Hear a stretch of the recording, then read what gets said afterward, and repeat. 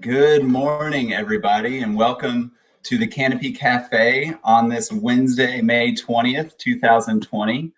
Appreciate all of you all joining us and having your morning coffee. We have a very exciting conversation this morning and a lot of Bens on the Canopy networks this morning. So Ben Solee running production behind the scenes. I'm Ben Smock, the Director of Development with Canopy.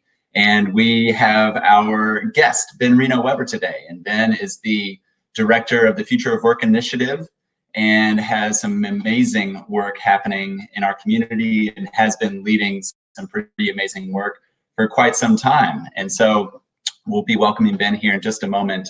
For those of you who maybe have not tuned in to a Canopy Cafe just yet, these cafes were set up to have conversations that we would typically have in our office at Canopy. Leaders, business leaders, community leaders coming into our office and sharing ideas and good business with us. And we missed having those. And so we are trying to host them virtually with these Canopy Cafes. And we've had a plethora of really great voices that have come on and articulated how they're showing up during these unprecedented times, how they're adapting, and where people can connect. And that's what we are continuing to do.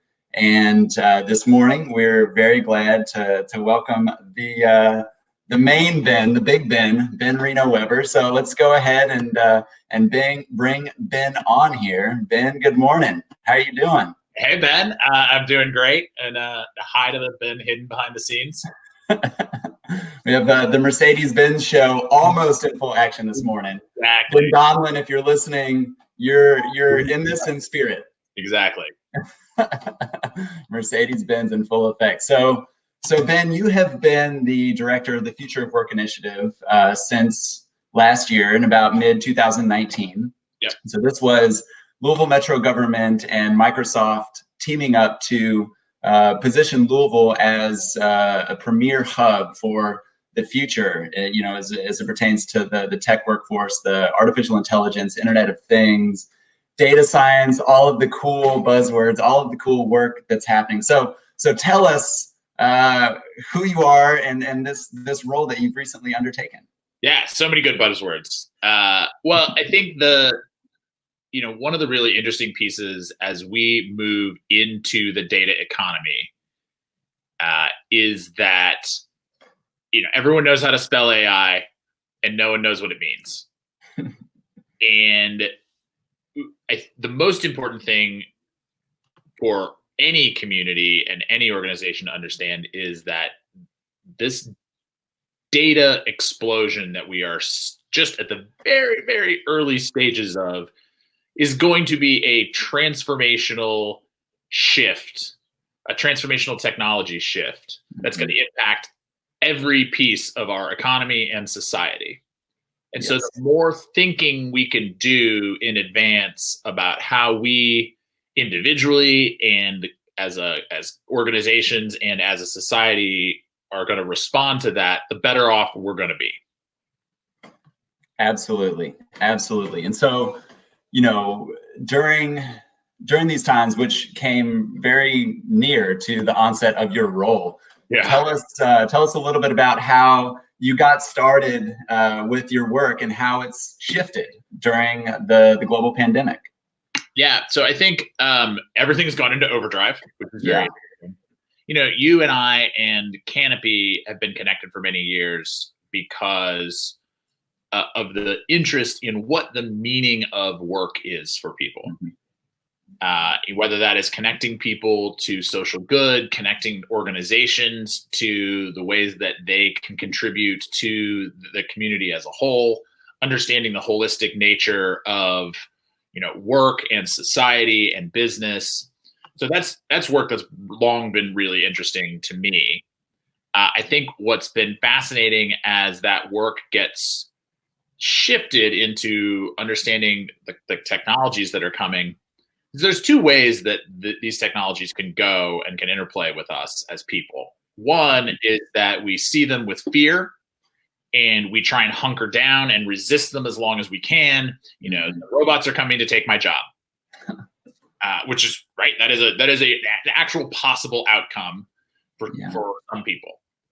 And I don't want to minimize that at all.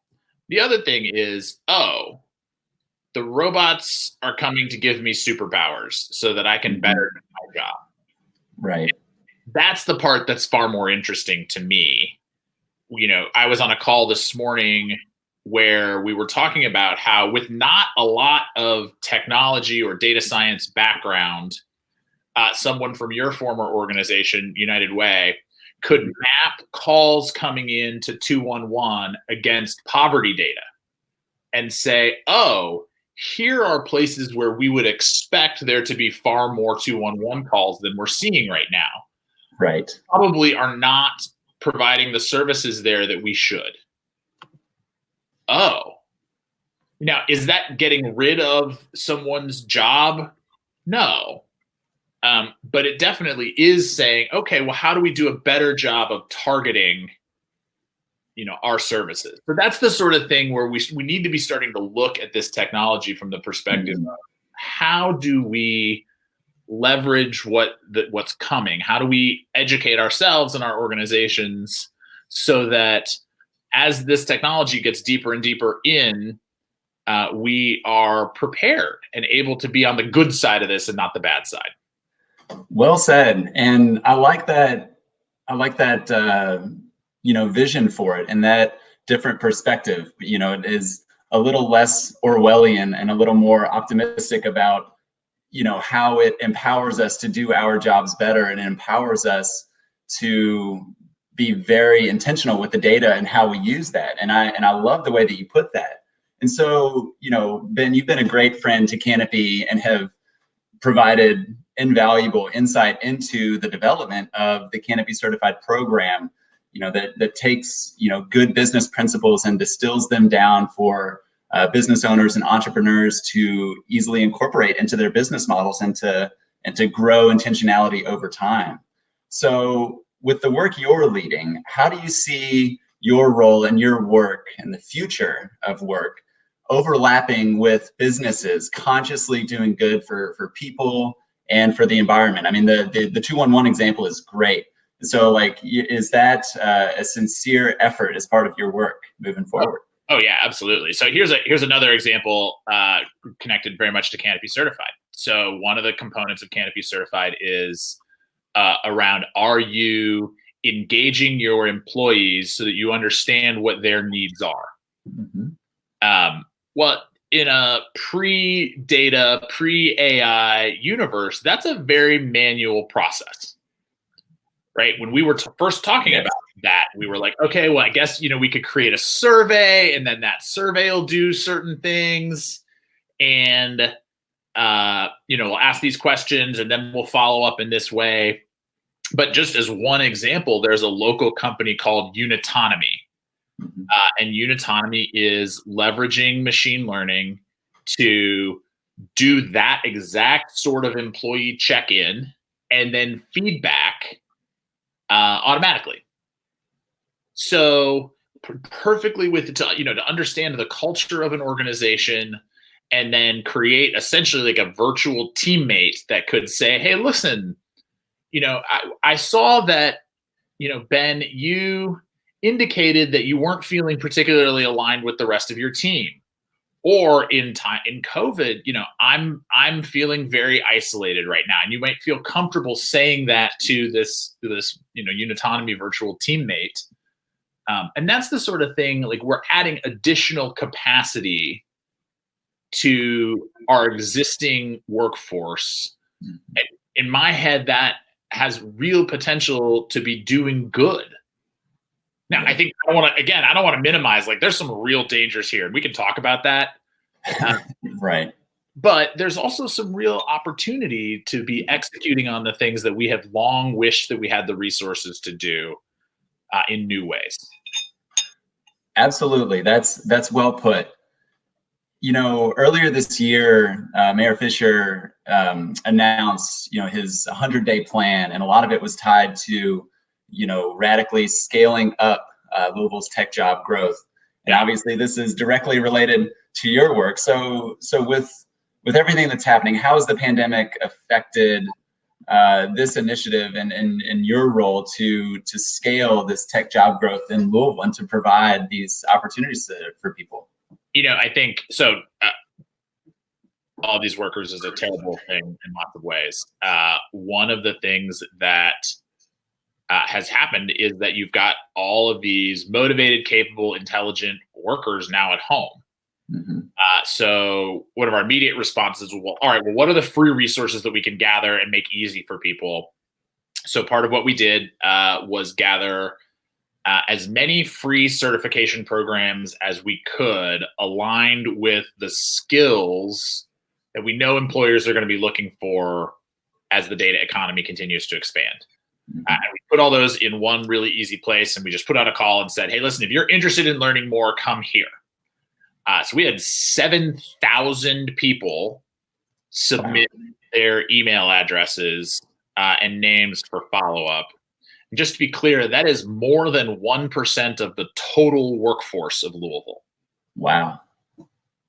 Right. That's incredible.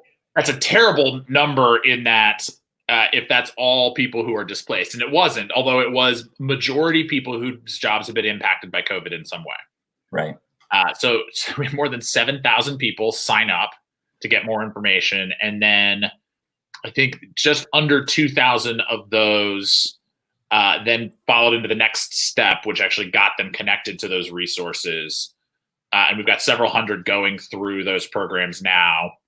We just wrapped up this really fun thing where we gave away a laptop a day for 30 days.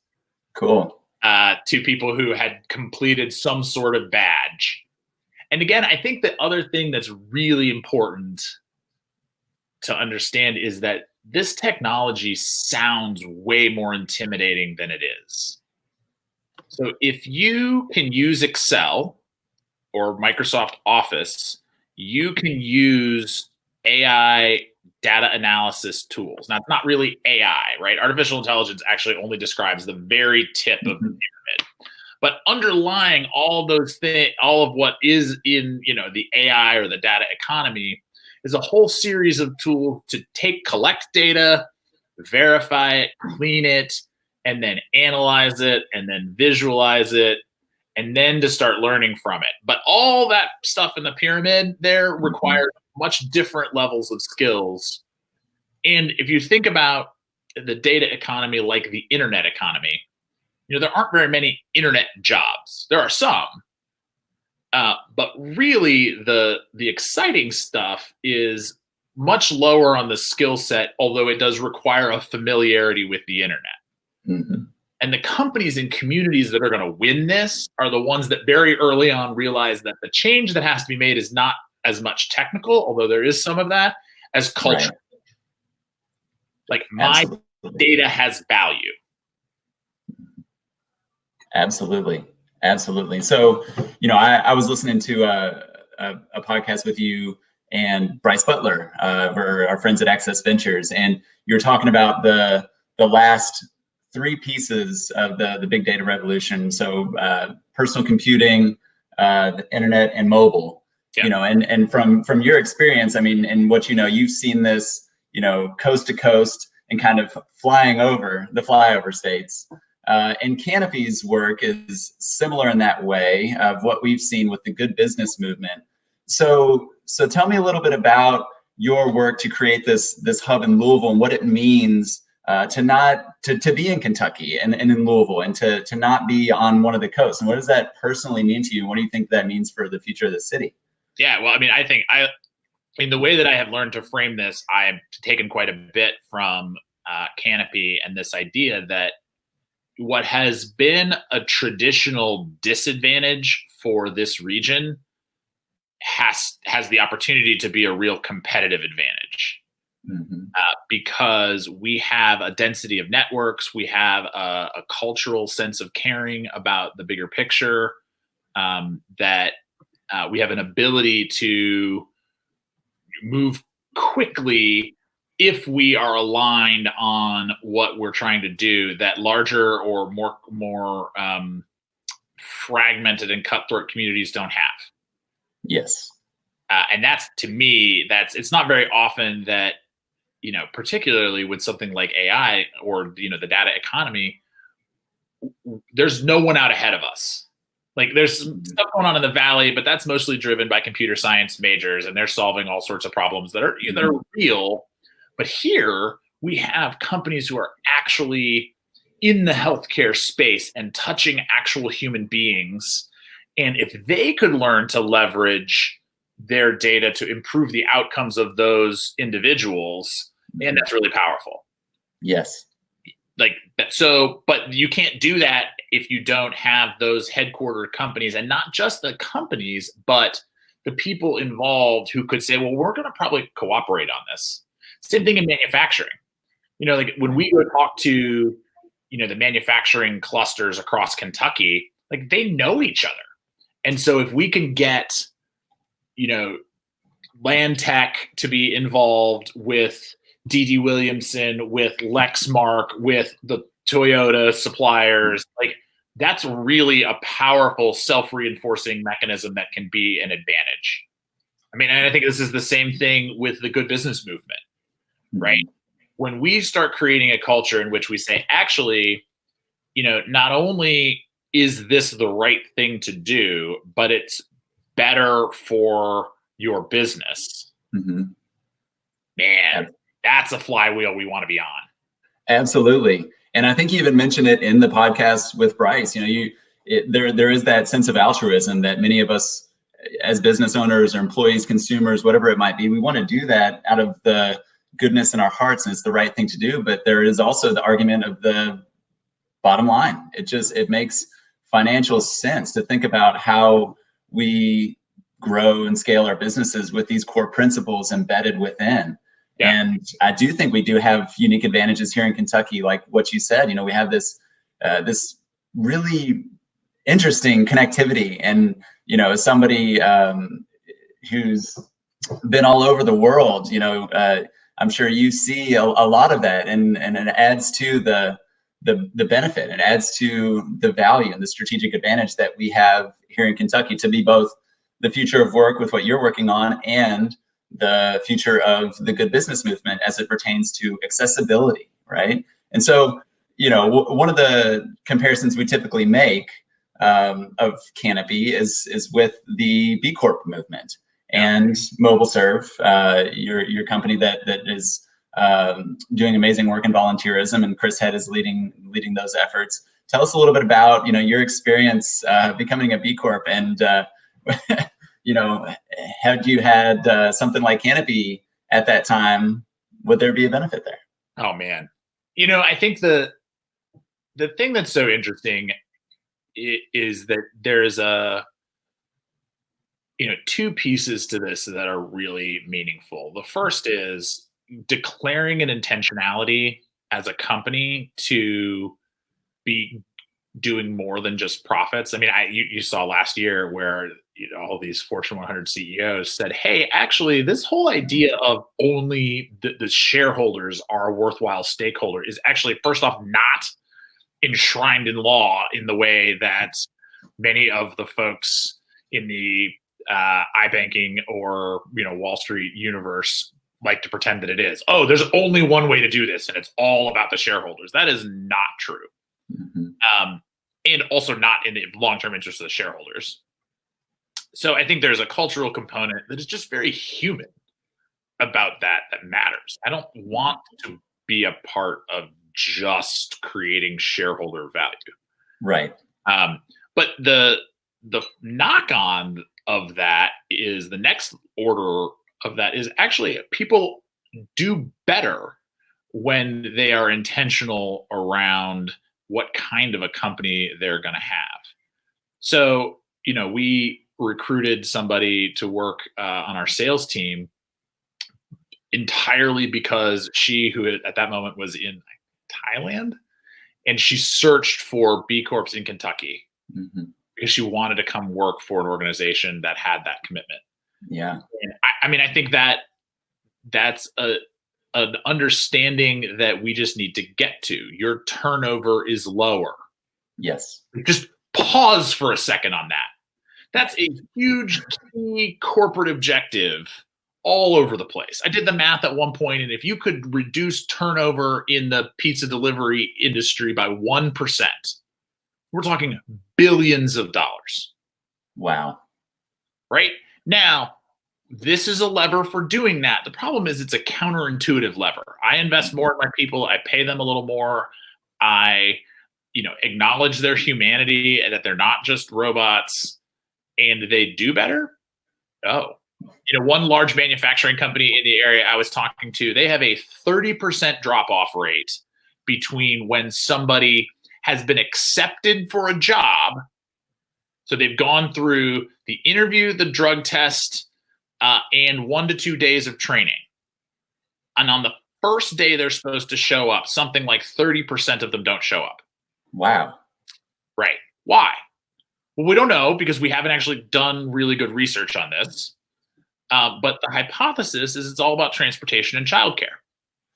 Right? You can get your mom to drive you to the training. You can get your mom to drive you to the interview. But the moment that you actually need someone to get you to their first shift, they're like, oh, that's at like 5 a.m. Ugh, I don't want to do that. So for those organizations, all of a sudden these things that were, like fluffy social good, like investing in childcare, maybe having a pre-employment financing for vehicles or paying for Uber for the first 6 weeks that you're an employee, that all that fluffy stuff suddenly has a business case. And part of what's exciting to me about the data economy is that, when you start saying, oh, that number is a business driver for me, which they've already done. They know that's a problem. But what are the data components that I would need to know to be able to address that problem? That's not a technically difficult thing. Mm-hmm. It's a culturally difficult thing. Right. And that's where an organization, like Canopy and like the Future of Work, if we can invest in how do we help companies to think through the social factors impacting their bottom line from a data perspective. I mean, we're still trying to make money. We're not trading off. And Scott, the founder of Canopy, and I get at this all the time because he's always like, this is good. And I'm like, I don't care. Stop talking about good. We're talking about why this makes my bottom line stronger. Yes. Yeah. So Scott, if you're listening, stop talking about good. Start talking about why this makes your bottom line stronger. The business case. The business case is clear. This case is real. It's real.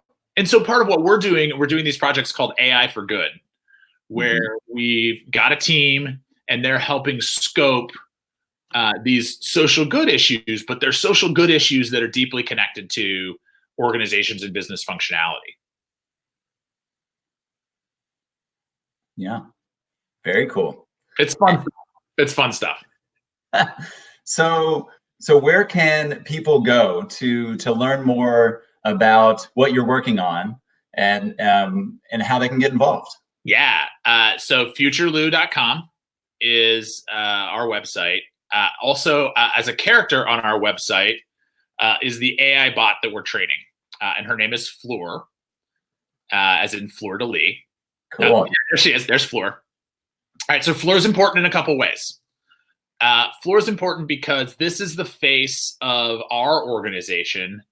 And that face matters because within the tech space, there's traditionally been an underrepresentation of women and an underrepresentation of people of color, which has a couple of impacts. First off, it means that the early technological, like wealth creating visions for what happens in the previous tech revolutions disproportionately have accrued to people who look like us and the other Bens, which is fine, but it really means that, here's my example always.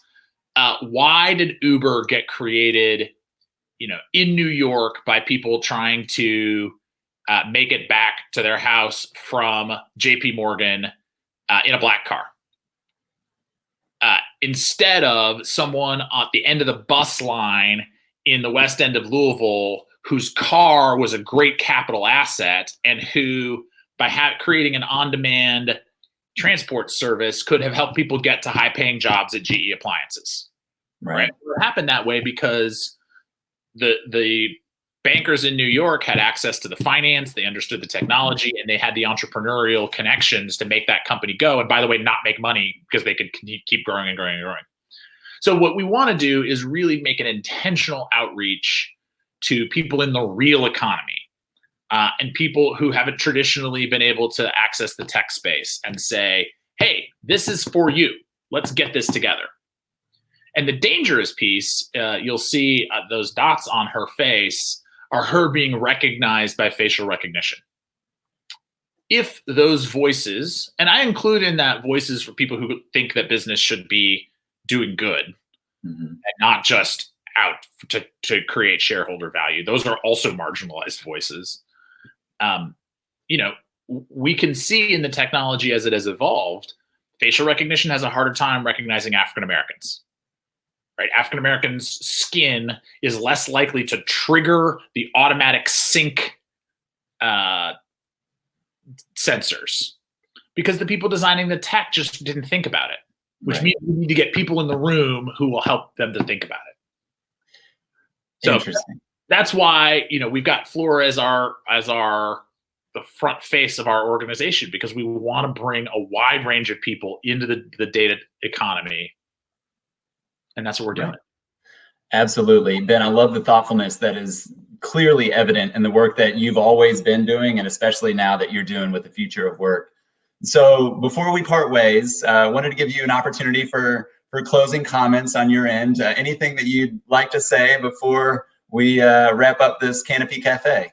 Yeah, I think the most important call to arms for this community is we want to be at the cutting edge of this. And being at the cutting edge does not mean, oh, we need to churn out 1 million more computer scientists. This is not other, right?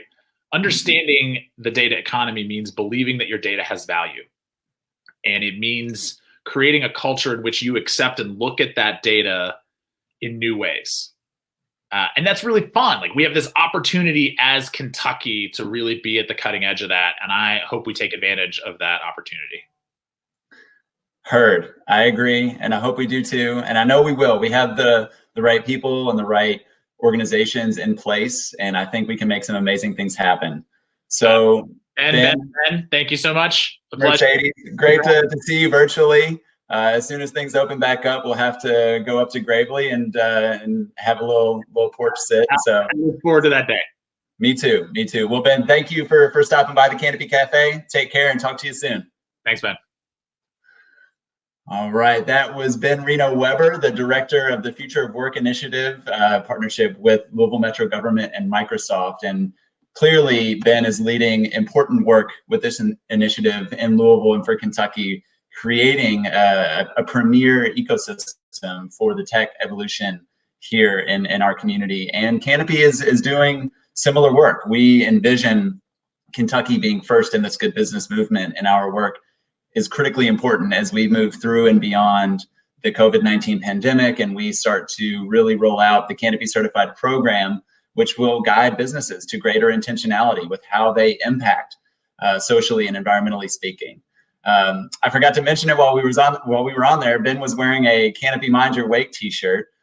So if you are interested in hearing our podcast, it is available on Spotify, on iTunes, and you can find information on our website if you want to hear some of the recent episodes that we've put out. Also, we are trying to generate 1,000 signatures for the Charter for Good Business. And this is an attempt to provide people with a landing zone. If you believe in the good business movement, if you believe that businesses not only should increase shareholder value, but also should be increasing community value and social value and environmental value, please sign your name to this charter and let us know that you're with us in support of Canopy. And lastly, if you are interested in contributing to our cause, we are a startup nonprofit organization. And so any donation that you are interested and willing to make, you can go to canopyky.org/donate, or you can text to give at the number you see below, and your support is greatly appreciated. So that will do it for us today on the Canopy Cafe with Ben Reno-Weber. Thank you all for joining us. And tomorrow we will see you with Jeff Marietta, an entrepreneur, a professor, accelerator, executive director from Eastern Kentucky. And Jeff is just a wealth of knowledge, a Harvard grad, wonderful person all around. And we'll be having a great conversation with Jeff and getting him some updates on what's happening with the entrepreneurial ecosystem in Eastern Kentucky. So we'll see you all tomorrow. Take care. And thanks for joining the Canopy Cafe.